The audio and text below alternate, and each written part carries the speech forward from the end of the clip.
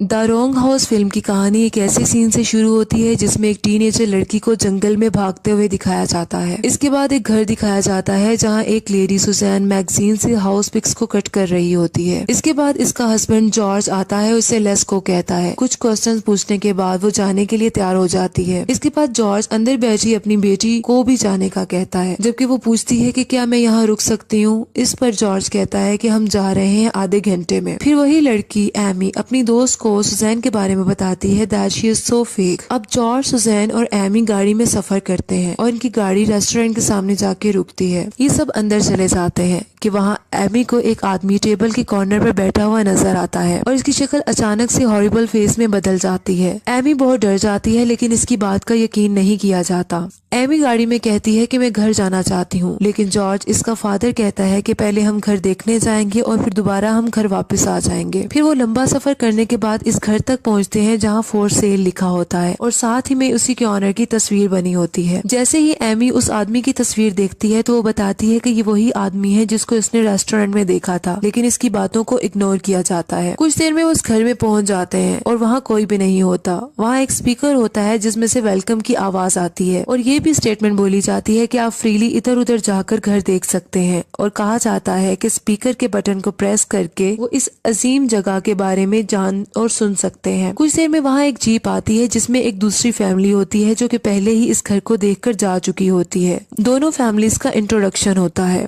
इसके बाद जॉर्ज की फैमिली गाड़ी में बैठकर चली जाती है जंगल की तरफ। जैसे ही इनकी गाड़ी जा रही होती है कि इनके सामने एक लड़की आती है और जमीन पर गिरकर जख्मी हो जाती है। ये सब उतरकर उसको देखते हैं और पूछते हैं कि क्या वो ठीक है। इसके मुंह से खून बह रहा होता है और मुंह से अजीबो गरीब आवाजें निकालती है और बहुत ही मिस्टीरियस वे से अपने हाथ से एमी के चेहरे को भी टच करती है। इमीडिएटली सेकंड फैमिली की भी जीप पीछे से आ जाती है और इन सबको अपनी गाड़ी में बिठाकर ले जाते हैं। सब दोबारा इस घर के सामने चले जाते हैं जहाँ फॉर सेल लिखा होता है।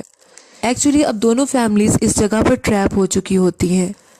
अब वो गाड़ी से यहाँ से निकलने की कोशिश करते हैं लेकिन गाड़ी इस घर के सामने आकर रुक जाती है। तो दूसरी फैमिली का हेड अंदर जाने का कहता है और अंदर जाकर स्टे करने का बोलता है, जबकि उसकी वाइफ कहती है कि ये बहुत बैड आइडिया है। एमी बताती है कि ये स्ट्रेंज लड़की अंदर नहीं जाना चाहती। एमी का फादर जॉर्ज कहता है कि तुम्हें डरने की जरूरत नहीं, हम यहाँ इकट्ठे होंगे। कुछ देर में वो इस घर में चले जाते हैं और अंदर बहुत ही डार्कनेस होती है। इस स्ट्रेंज लड़की को अपस्टेयर्स में विंडो पर एक आदमी नजर आता है जो कि एक बच्चे का मुंह छुपाए हुए होता है। उसने उस बच्चे के मुंह पर हाथ रखा होता है। उसके बाद सुजैन बताती है कि स्ट्रेंज लड़की को फीवर हो गया है। अगली सुबह स्पीकर से आवाज आती है वेलकम की और सेम स्टेटमेंट को रिपीट किया जाता है। इस पर सबकी आंख खुल जाती है और वो देखते हैं कि वो स्ट्रेंज लड़की गायब होती है। फिर वो विंडो से बाहर एक आदमी को देखते हैं जो अपने डॉग के साथ होता है। दूसरी फैमिली का हेड सबको लेकर बाहर जाता है लेकिन वो गायब हो जाता है। कुछ देर में वो अंदर आते हैं तो स्ट्रेंज लड़की मिल जाती है। इस सीन में ये जाहिर होता है कि इस स्ट्रेंज लड़की की जुबान कटी हुई है। एक महीना गुजर जाता है।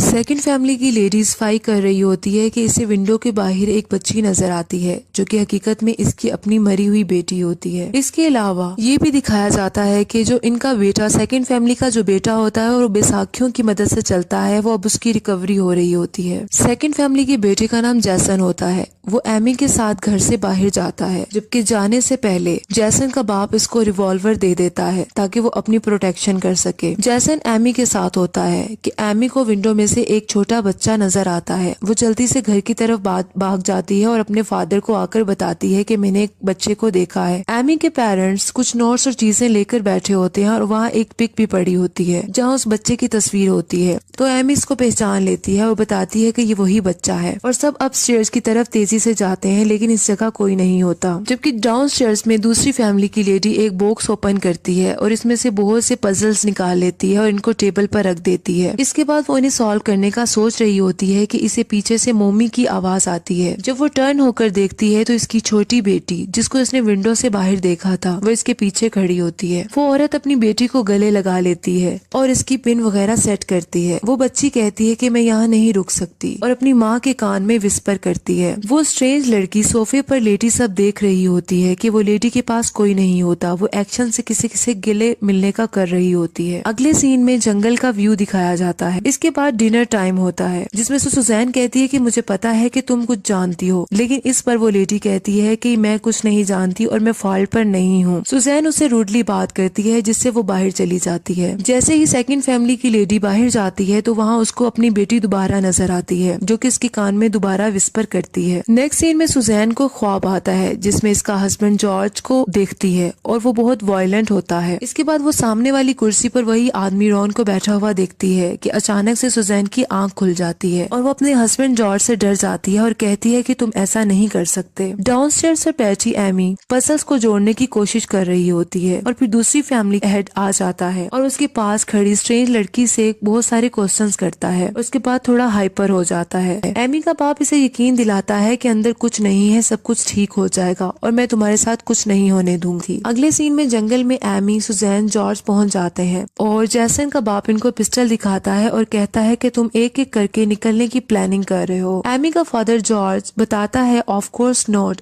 नेक्स्ट मॉर्निंग एमी अपना फेस वॉश कर रही होती है कि इसकी मदर इसको पीछे मिरर में दिखाई देती है जबकि इसका गला कटा हुआ होता है। दूसरी तरफ सुजैन एक छोटी नाइफ लेकर उधर मूव करती है और फिर वहाँ से हैमर उठा लेती है। जैसन के बाप की कमर पर आकर हैमर को मार देती है। इस तरह जैसन का बाप मरने लगता है, लेकिन उसे जॉर्ज पूछता है how can we get the road, और उसे रोड के बारे में पूछता है, लेकिन उसकी डेथ हो जाती है। जॉर्ज अपनी बेटी एमी और स्ट्रेंज लड़की को लिए साइड पर हो जाता है जबकि सुजैन मुसलसल रो रही होती है और वो कहती है कि ऐसा नहीं करो। इसी तरह अब जॉर्ज बाहर जाने का डिसाइड करता है और वो गन अपनी डॉटर को देकर जाता है ताकि वो अपनी केयर कर सके। जबकि दूसरी तरफ जंगल में जॉर्ज बैक स्टेप से रोड की तरफ को तलाश करने की कोशिश कर रहा होता है। जैसे ही वो फॉरेस्ट के मिड में पहुंचता है तो इसको हेलो की आवाज आती है। वही पर्सन रॉन अपने डॉग के साथ पीछे खड़ा होता है, लेकिन जब जॉर्ज पलट कर देखता है तो इसको अपना हमशक्ल दिखाई देता है। एमी और वो स्ट्रेंज लड़की एक दरख्त के पीछे छुपी होती है कि जॉर्ज वहां जाकर स्ट्रेंज गर्ल के बाल पकड़ लेता है और अपनी तरफ उसको घसीटता है। इसके बाद हैमर से उसको मार देता है। अब उस स्ट्रेंज लड़की की भी डेथ हो जाती है। एमी बहुत घबरा जाती है और रोने लग जाती है और अपनी गन से अपने फादर पे फायर कर देती है जिसकी वजह से इसके फादर की भी डेथ हो जाती है। अब वो जंगल की तरफ भागती है, उसको एक कार नजर आती है और उसके सामने जाकर गिर जाती है। वहाँ एक कार रुकने पर लोग इसे गाड़ी में बिठाते हैं कि वो देखती है कुछ पजल्स इसकी पॉकेट्स में होते हैं। वो गाड़ी दोबारा घर के सामने जाकर रुक जाती है। अभी वो वहाँ बैठी होती है कि दूसरे कार डोर से